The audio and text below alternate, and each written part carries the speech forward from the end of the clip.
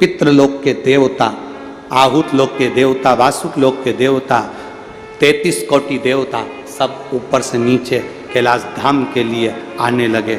सब की सब वापिस आते हुए जब पार्वती जी को दिखे तो पार्वती जी ने भोलेनाथ जी से पूछा, प्रभु अपन तो अपने नाना के घर जा रहे थे, हम तो नाना के घर जा रहे थे, और ये सारे के सारे नाना नानी और सारा खानदान और सारे देवता ये अपनी ओर आ रहे, सबकी सब बहते चले आ रहे, अपन जा रहे दक्षिण में, ये जा रहे जम के बोलो उत्तर में। अब आप दक्षिण में जा रहे हो और वो सामने से कोई व्यक्ति आ रहा है तो किधर की साइड आएगा? उत्तर की। अपन जा रहे दक्षिण में, ये सवार है उत्तर में। शिव जी कहते हैं पार्वती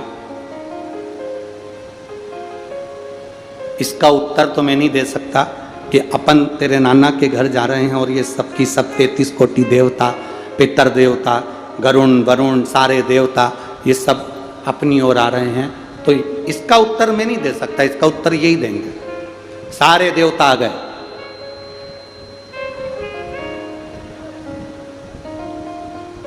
सब की सब शंकर जी की ओर जा रहे हैं। शंकर जी जाते हुए दिख रहे हैं, शंकर जी जाते हुए दिख रहे हैं दक्षिण की ओर और ये सब उत्तर की ओर। शिव जी ने देखा कि ये लोग तो रुके ही नहीं हैं। भोलेनाथ डमरू खड़काए, जो डमरू खड़काए शिव जी ने अपना मुख उत्तर का करा, देवताओं ने अपना मुख दक्षिण का करा। शंकर जी ने पार्वती के सम्मुख में पूछ लिया, आप कहां जा रहे हो? पार्वती तो मुझे नाना के घर पितृलोक लेकर जा रही है, देवलोक लेकर जा रही है, और आप यहां कैलाश धाम पर आप मेरे पास में आ रहे हो, कहां जा रहे हो? पितरों ने हाथ जोड़कर कहा, हाथ जोड़कर पितर कहते हैं, हमारा भोले बाबा, हमारा दामाद, हमारी बेटी हमारे घर आए या हमारा शंकर हमारे पास में आए,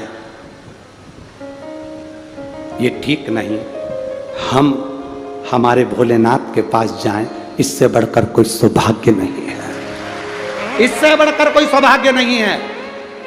बाबा पितरों ने हाथ जोड़कर शंकर भगवान से विनती करी, है भोले बाबा बस इतनी कृपा करो, संसार में रहने वाले मनुष्य श्राद्ध पक्ष में केवल 16 दिन हमको जल देते हैं। कितने दिन देते हैं? 16 दिन। धूप 16 दिन देते हैं, ब्राह्मण भोज 16 दिन कराते हैं, गौ भोज 16 दिन कराते हैं, कौवे को भोजन 16 दिन देते हैं, कुत्ते को भोजन 16 दिन देते हैं। हमारे ये पितृलोक के देवता कह रहे हैं कि मृत्यु लोक में रहने वाले हमारे परिवार के लोग हमको केवल 16 दिन भाग देते हैं, बाकी के समय हम सब भूखे प्यासे रहते हैं। आप कृपा करो भोलेनाथ जी, आप करुणा करो। पार्वती जी ने देखा मेरे नाना जी आपसे विनती कर रहे हैं। नाना बोलो क्या चाहते हो? पितृलोक से पितरों ने और देवताओं ने कहा, भोलेनाथ आज हमें वर दे दीजिए, आपके ऊपर जब जल चढ़ेगा उसका एक कंश पितरों को, देवताओं को, सबको प्राप्त होगा।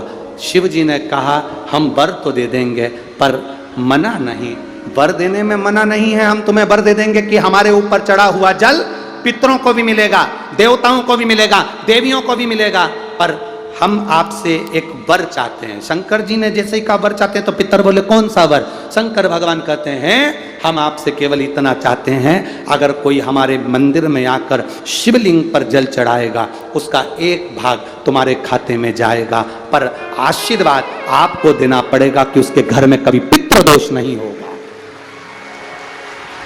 उसके घर में कभी पितृदोष नहीं होगा, कभी आहूत दोष, कभी वासुक दोष नहीं होगा, कभी उसके दरवाजे पर काल सर्प दोष नहीं होगा, कभी उसके दरवाजे पर दुख नहीं आएगा।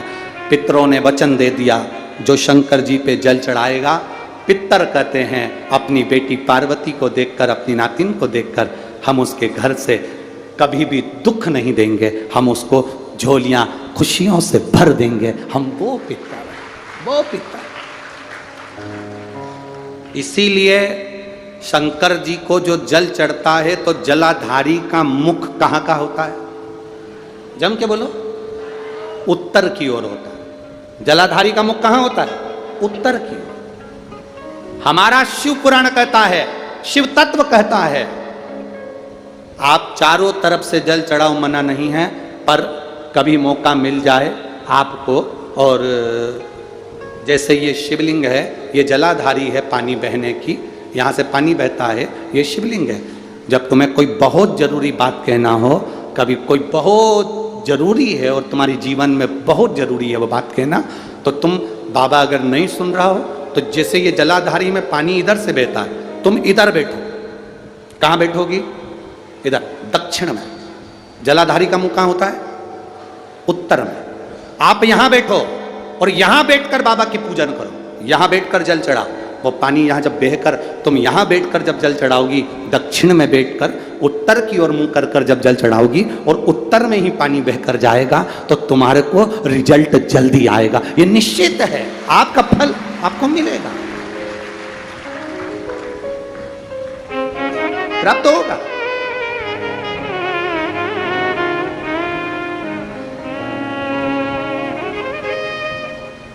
दक्षिण में तुम बैठो, उत्तर की ओर उसका मुख, आपका मुख जल चढ़ाए, समर्पित करो।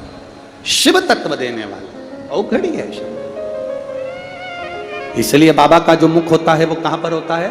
उत्तर की ओर। जलाधारी बाबा की उत्तर की ओर बैठ गए, प्रणाम करा, नमन करा। कल अमावस्या है, श्राद्ध पक्ष की अमावस्या के दिन अपने नजदीक में तालाब, बावड़ी, कुआं, नदी जो भी हो, वहां पर जाकर दक्षिण की ओर देखकर एक दिया घी का जरूर लगाना। अपने पूर्वजों को विदा करना, घाट पर झोली पसार कर प्रणाम करना कि मेरे पितर मेरे घर में संपदा दें, वंश वृद्धि करें, लक्ष्मी दें। अपने नज़दीक में जो नदी हो, तालाब हो, बावड़ी हो, कुआं हो, उसके घाट पर एक दिया घी का जरूर लगाएं।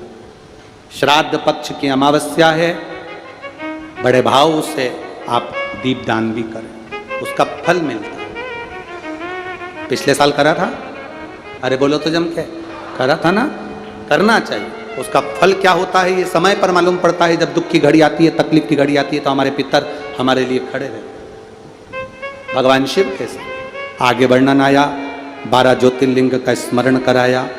12 ज्योतिर्लिंग में जो पावन चरित्र सुनाया है श्री सोमनाथ जी का, चंद्र को काया का रोग हुआ और भगवान शंकर की पूजन कर कर काया के रोग से मुक्त हुए। अहमदाबाद में जो कथा होगी 26 तारीख से, वो चंद्र शिव महापुराण की कथा। चर्म रोग, दाग, खाज, खुजली, कैंसर, टीबी, श्वास फेफड़ों का रोग, चलने में दम भराना, सांस फूल जाना, बात करने में दम भरा जाना, थोड़ी सी दूर चलने पर हांपड़ी भरा जाना, ये जिन जिन को जो जो बीमारी है, हाथ में कंपन आना, थोड़ी थोड़ी देर में हाथ पैर कांपना, या सिर के पीछे का हिस्सा दुखना, जिन जिन को, या कमर में कहीं गैप आ जाता है, हड्डी में कहीं गैप आ जाता है, उनको अहमदाबाद की जो कथा रहेगी 7 दिन की 26 तारीख से, वो कथा 7 दिन की पूरी सुनना। उसमें जो जो 3-4 उपाय उसमें जो बताए जाएंगे, उसको अपनी जिंदगी में धारण करना। 5 दिन या 7 दिन की कथा आप लोग अगर सुन लेते हैं और उस कथा का एक आनंद आप लोग कर लेते हैं, तो कथा के चलते में तुम्हारे हाथ के कंपन धीरे धीरे बंद हो जाएंगे, ये निश्चित है। शिव महापुराण की कथा में वो बात, उस कथा का नाम है चंद्र शिव महापुराण की कथा। उसको सुनना, अपने जीवन में उतार। सोमेश्वर भगवान का नाम पड़ गया। अगला वर्णन आया है मल्लिकार्जुन का। भगवान षडानंद कार्तिकेय को मनाने के लिए माता पार्वती जी शिव जी गए, मल्लिकार्जुन के रूप में विराजमान हुए। फिर वर्णन आया है महाकाल का, दूषण नाम के राक्षस का संहार किया भगवान ने, और भगवान काल अधिपति बनकर विराजमान हुए महाकालेश्वर। ओमकारेश्वर बिंद नामक पर्वत में तप कर कर भगवान शिव को पाया। अगला वर्णन आया है श्री केदारेश्वर। नर नारायण ने तप कर कर भगवान को पाया। भीमाशंकर, कुंभकर्ण के पुत्र भीम का भगवान ने संहार किया तो भीमाशंकर। अगला वर्णन आया है काशी विश्वनाथ। मनु शत्रुपा ने तप कर कर भगवान शिव को प्राप्त किया। त्र्यंबकेश्वर, गौतम बाबा पर गौ हत्या का दोष लगा, उस दोष से मुक्ति पाई। त्र्यंबकेश्वर के रूप में शिव जी विराजमान। वैद्यनाथ, आपको कथा में कहा था, रावण शिव जी को ले जा रहा था, लघु शंका लगने पर भूमि पर रखा, भगवान उठे नहीं, वैद्यनाथ के रूप में विराजमान हुए। नागेश्वरम, दारुक नाम के राक्षस का भगवान ने संहार किया और बाबा आनंद के साथ में विराजमान हुए। रामेश्वरम, भगवान राम जी ने सेतु बांधने से पहले भगवान शिव की आराधना करी, रामेश्वरम के रूप में विराजमान हुए। अगला वर्णन है कृष्णेश्वर। सुधर्म नाम के ब्राह्मण की 2 धर्मपत्नी थी, सुदेहा घूष्मा।